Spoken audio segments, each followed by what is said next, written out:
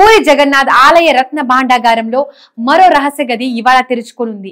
అయితే ఆ రహస్య గదిలోకి సొరంగ మార్గం ద్వారా వెళ్లాల్సి రావడం, ఆ మార్గం గురించి చరిత్రకారులు పలు రకాలు చెబుతుండడం మరింత ఆసక్తి పెంచుతోంది. అసలు ఇవాళ ఏం జరగబోతుందని యావత్ దేశం ఉత్కంఠగా ఎదురు చూస్తోంది. ప్రస్తుతం దేశ ప్రజల చూపంతా ఒడిశాలోని పూరి జగన్నాథ క్షేత్రంలోని రత్న భాండాగారం పైనే ఉంది. రహస్య గదుల్లో ఏముంది, ఎంత సంపద బయటపడుతుందో తెలుసుకోవాలని దేశం మొత్తం ఎదురు చూస్తుంది. అయితే ఇప్పటికే 2 రహస్య గదులను తెరిచిన retired justice Vishwanath Rath committee గురువారం జూలై 18 మూడో గదిని తెరిచేందుకు సిద్ధమవుతోంది.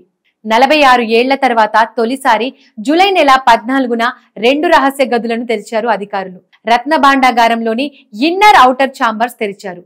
అందులోని విలువైన ఆభరణాలను టేక్ తో చెక్కిన చెక్క పెట్టెలో తాత్కాలిక స్ట్రాంగ్ రూమ్ ను తరలించారు. దానిని వీడియోగ్రఫీ కూడా చేయించారు. అప్పటికే సాయంత్రం కావడం వల్ల నిబంధనల ప్రకారం మూడో గదిని తెరవలేదు. దీంతో మూడో రహస్య గది ఓపెనింగ్ కి ఇవాళ ముహూర్తం ఫిక్స్ చేశారు.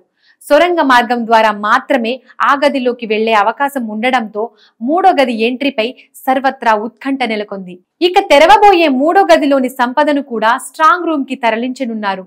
ఆ తర్వాత ఈ భాండాగారాన్ని పురావస్తు శాఖకు అప్పగించనున్నారు.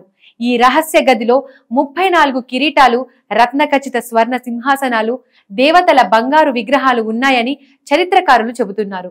ఇక సంపద లెక్కింపు, గదుల మరమ్మతుల తర్వాతనే మళ్లీ రహస్య గదిలోకి సంపద వెళ్లనుంది.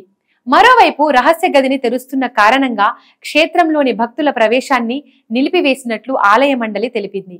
మొత్తంగా మూడో గది ఓపెనింగ్ పై దేశవ్యాప్తంగా ఆసక్తి నెలకొంది.